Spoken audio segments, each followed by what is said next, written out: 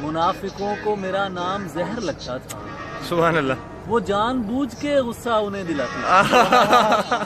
क्या बात। सुभान अल्लाह। मुनाफिकों को मेरा नाम जहर लगता था। वो जानबूझ के गुस्सा उन्हें दिलाती थी। मैं तेग लेके निकलता तो लोग देखते थे। सुभान अल्लाह। वो इस्म पढ़ती थी और भीड़ छटती जाती थी।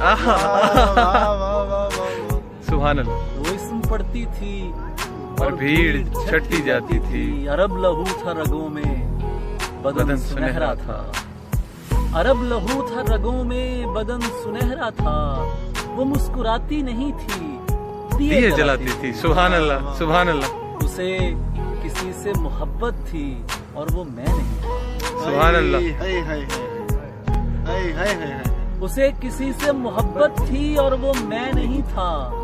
ये बात मुझसे ज्यादा उसे रुलाती थी। सुभान अल्लाह। सुभान अल्लाह। उसे किसी से मोहब्बत थी और वो मैं नहीं था।